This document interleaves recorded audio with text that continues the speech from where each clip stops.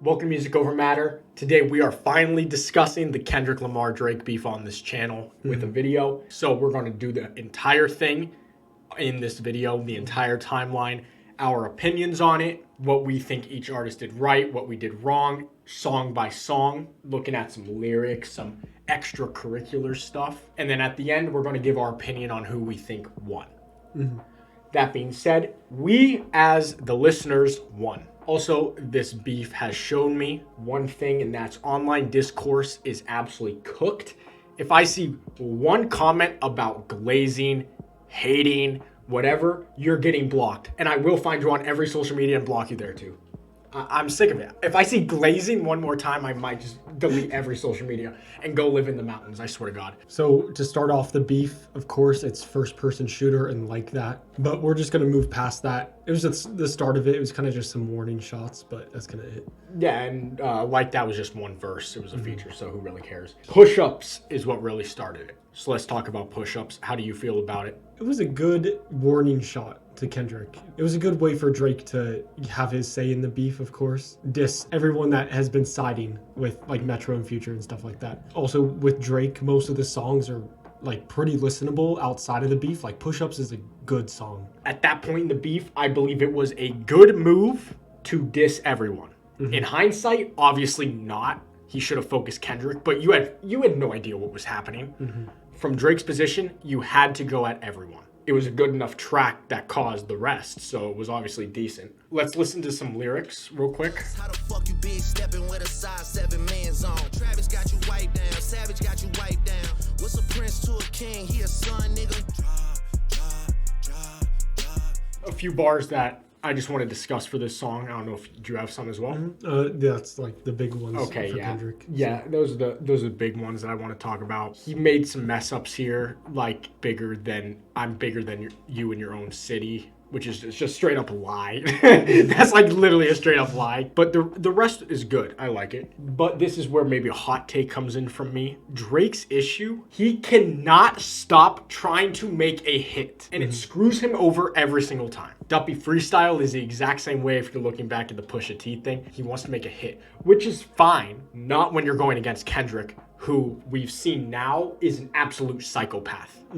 This dude is a maniac. It's a 20v1. What's a king to a prince or whatever? It's his son. That bar's fire. Yeah. Fire. But Drake set himself up with the 20v1 thing. Like the next track Kendrick, of course, comes back with. Yeah. It's a 1v20 if you're Ghost Rider, so it's like... But I never understand the one line where he's like mentioning a bunch of people saying that they're in the big three. Maybe it was just for that song. Maybe he does understand. The big three isn't about the top 3 artists. It's about Cole, Kendrick, and Drake, who came up at the same era. Also, this song, we didn't play it, but has the Metro Go Make Some Beats, which is hilarious. Yeah. Before we get to the next one, I just want to give a quick shout out. I don't know when it all started. Like, I forget the timeline. But Rick Ross is the funniest rapper alive, and it's not even close.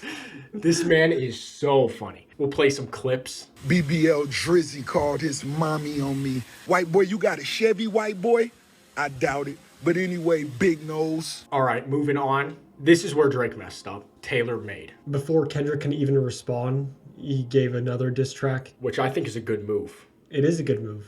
Having 2 diss tracks straight out the gate before Kendrick, because then you get the public pressure. On this diss track, Drake himself didn't really say much on it. Yeah. But like the big focus was the AI of Tupac and Snoop, but mostly Tupac. Just using AI in general there is just a misstep. If he would have dropped an actual really good diss, public pressure would have been completely different, or public perception. And we could see that later because Kendrick applies the pressure and then the public opinion completely shifts. If Drake drops a good diss track instead of Tailor Made, completely different conversation we're having. Not only did you use AI for Tupac, who is dead and a legend, you shouldn't use AI, period, obviously. But you used AI for a dude that's still alive. You could have just asked him for a verse, and he would have said, no. Like, but it's like, why are you using AI for a dude that's still alive? That's so stupid. I understand what he was getting at. It's like the 2 like godfathers of the West Coast. But what's scary about that, I'm happy the public was so pissed at him. He ended up deleting the track. I'm happy that happened because if Drake was able to get away with it, Yeah. this industry is toast. It is absolutely toast. If you're enjoying the beef breakdown so far, be sure to scroll down and hit that subscribe button for us for more hip-hop related content. And let's get back to it. So after Drake's response, we have Euphoria. It took a while for Kendrick to respond, but I think it was a good idea. Drake put pressure on him, but not too much pressure, so Kendrick was able to take his time. Oh yeah, Drake took long enough with Like That. So the pressure that Kendrick had to drop right after Drake was kind of stupid in my opinion. I don't see an issue with the time between. If Drake took that long on Like That, which is fair, Kendrick should have some time for the next one. I don't understand it. Euphoria is just an amazing track. Yeah. Another one that you can just listen to outside of the beef. But Euphoria it's still kind of warning shots. I think this starts it. Oh yeah, no, this starts He it. goes crazy. He does go crazy on it. But it's still not like what we now know later on. He's just responding to Drake. Euphoria is my favorite track out of the diss. I don't think it's the best, but it's the most listenable outside of the diss, has the beat switches. And what this track really does is it starts showing that Kendrick is beating Drake at his own game. Euphoria also has, I think, is going to be long-term, like, the most detrimental on Drake. If the pedophile and daughter stuff isn't true, right? Is going to be the whole you can't say the N-word thing. Because that shit's funny as hell. Yeah. But also, what Drake says later in songs is because of that, and it makes Drake look absolutely horrible. There's a few bars on Family Matters where it's like, that's absolutely insane to say, bro. Basically, what he's trying to do in this track, and he says it, is you don't want to take it further because I have shit on you. A pathetic master manipulator. I can smell the tails on you now. I hurt your feelings, you don't work with me no more. Okay, I pray they my real friends. If not, I'm YNW Melly. Let me see you push a T. You better off spinning again on him. You think about pushing me. Kendrick just basically airs out all the little stuff, like the feature request and all that. And there's bars in here that we obviously can't talk about, like the features being black enough and stuff. We can't talk about that, obviously, but it shows that Kendrick, like, legit hates Drake. I think this song is the moment that people realized, like, yeah, this is way deeper than just some rap shit. This is like they actually hate each other. After this is when it really starts to pick up. And this is the greatest day in hip-hop history, May 3rd, when 616 dropped that morning. We had no idea what was coming later that day. We had no idea. But That's crazy. Holy shit. 616, Instagram only. What are your thoughts on 616? So with this one, Kendrick dropping 2 disses in a row, he's putting more pressure on Drake. And on this one, he goes deeper into something, saying like OVO works for him. He has rats in his group, saying Kendrick has some information. Yeah. And with the cover, we didn't know what it was. It was just the glove. Yeah. But later on, we got the zoomed out picture. Like, maybe there wasn't much said on this besides, like, the OVO rat thing. There's a few funny lines, like, can't Tootsie slide out of this one? Yeah. Or, like, using Twitter bots. Like, that's stupid. It still, like, poked the bear a little bit and showed, like, Kendrick's really serious about this shit. Like, it's still amazing we've gotten this many Kendrick tracks out of this shit. Like, this is still mind-boggling to me. Yeah, Like, someone who never drops anymore. and we got, like, what, 4 or 5 tracks? It's absolutely insane. Even the beat selection showed how serious it's getting. The beat selection started to change. Oh, yeah. And then this one has the Al Green sample on it. What is it? Drake's grandfather playing Uncle the or guitar? something. Playing guitar? Oh, I Drake's forget. relative Yeah, or something. yeah. This track was so funny on Twitter that day because hip-hop Twitter got up to like 16 or like 15 or 16 meanings for what 616 meant. Yeah. It was so stupid. And that just started the day. Like, that was just like dumb. Yeah. No one even knew what was going to happen. So let's listen to some stuff. Off-white Sunseeker had the marina. This also showed more that Kendrick is just beating Drake at his own game. Have you ever thought that OVO is working for me? The Elohim KTW, no you can't sleep. You're playing nerdy with Zach Bia and Twitter bots. I really like how that song progresses. I wish it was on Spotify because Kendrick's like hyping himself up in that first verse. It's like, he's like, you know, I envision him like in a basketball game. He's just warming up and shit. And then like, you know, the actual game starts. And that's like the second half where it just goes nuts.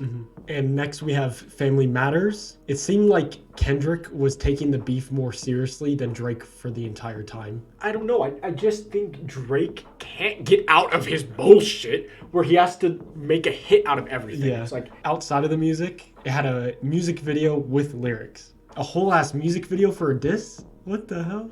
yeah, I think the music video in general was kind of corny. But it's also kind of cool with the Good Kid, Mad City car getting crushed. The Good That's Kid, Mad actually City, kinda hard. the Good Kid, Mad City van getting crushed was sick. I do think it was kind of corny doing a music video in the first place. But Family Matters, it's a good song. This is where the beef starts kind of going downhill. What I mean by that is the accusations start coming out like crazy shit. We have to wait a few years to see how it develops, right? Like if accusations on both sides come true, that's some crazy shit. But if they both turn out false, it's gonna be lame as hell. I also think this is where Drake heavily messed up. At this point in the beef, he should not have had a single bar about anyone else. No one else was responding. But at this point in the beef, no one is doing anything besides Rick Ross on fucking Instagram. And it's like, Rick Ross is joking, like, literally the entire time, so who cares? And of course, with the accusations, it's mostly domestic violence accusations. And did he say on this one? He said that one of Kendrick's kids is Dave Freeze. Yeah, those are the main ones, which are huge, right? Massive things. We're just spectators, so we're not like fully. I don't know Kendrick personally. I don't know Drake personally. I don't give a shit. The excitement that these songs bring is like enough for me. Yeah. Like I was excited listening to Family Matters. It was a good song. There are a few bars in there that make me want to shoot my brains out. It's not a big 3, it's big D. Like, It's like, bro, what the fuck are you talking about? What the fuck are you doing?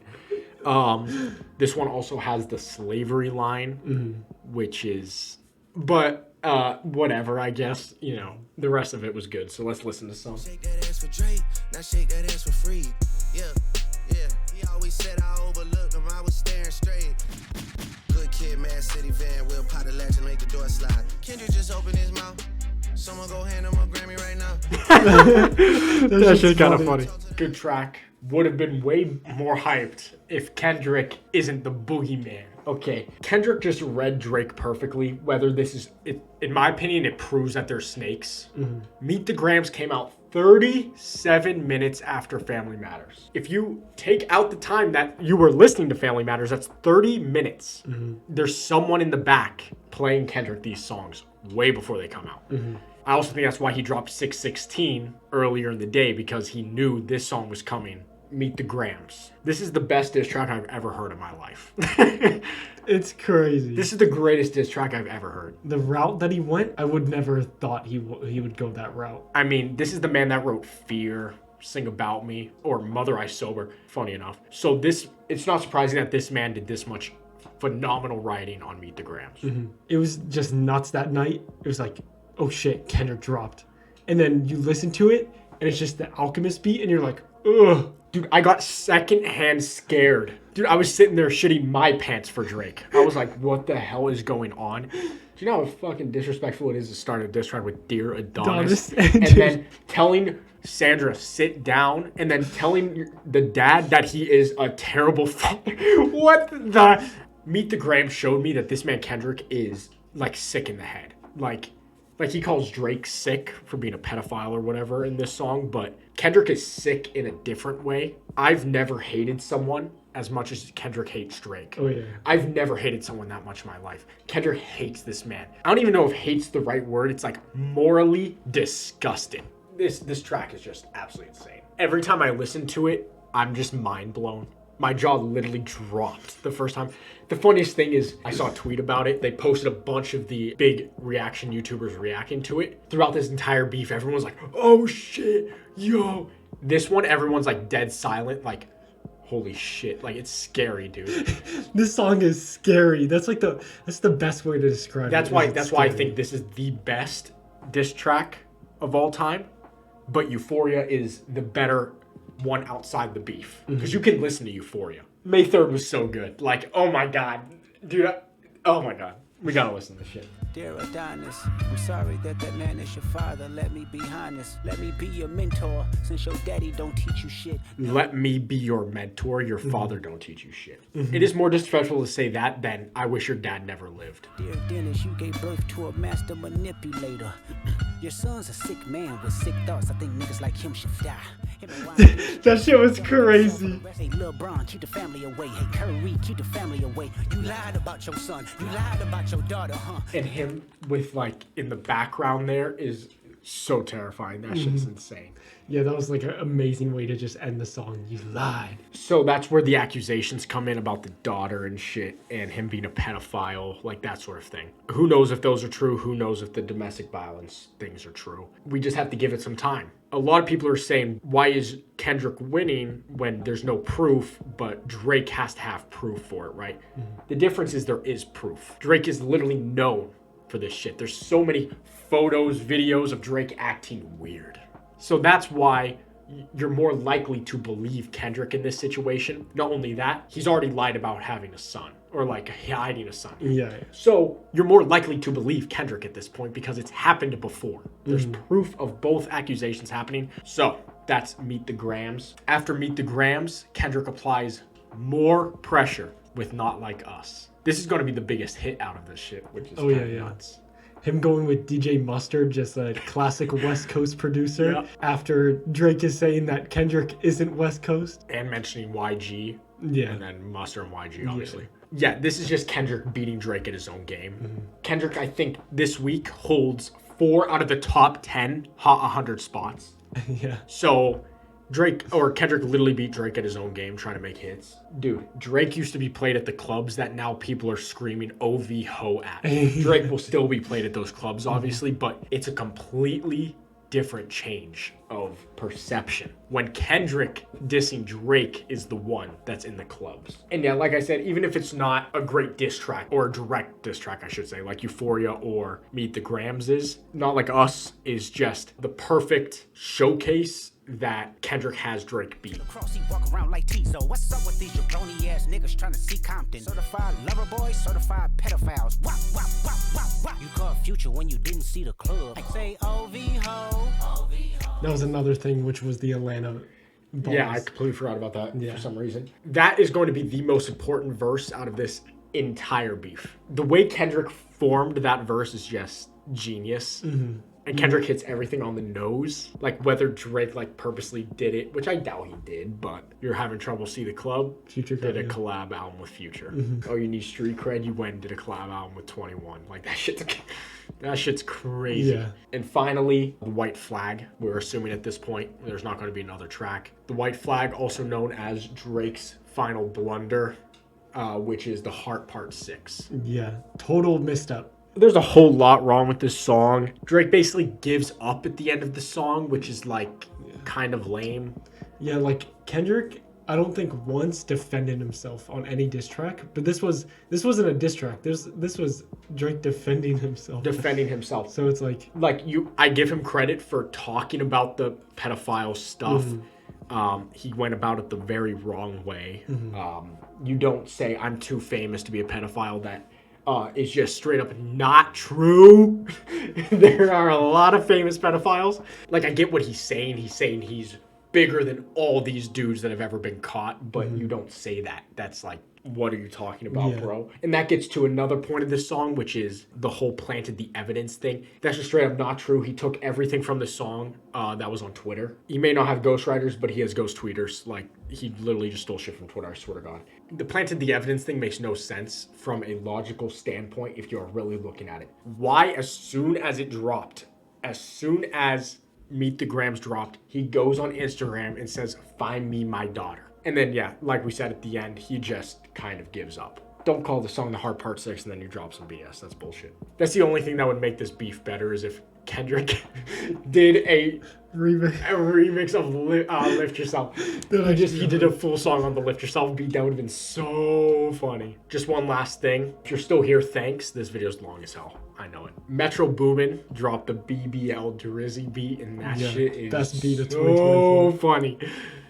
That shit got way more popular than I ever thought it would. Oh, I think more than he thought too. Because the original thing was like, what, $10,000 in a beat to the winner? Yeah. And then now there's a runner-up winner who also gets a beat. Like this, it blew up. That's the greatest dish like that a producer could have done. Metro is genius. All right. And it's fucking catchy.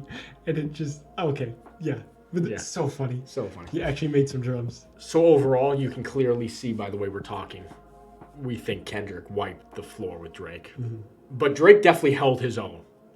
Like, I'm impressed. And at the end of the day, we won. Because we got hella Kendrick music. We got the greatest hip-hop beef of all time. We got the greatest day in hip-hop history. So let us know in the comments what you thought of the beef. You know, what your thoughts were on each track and such. And we'll see you in the next video.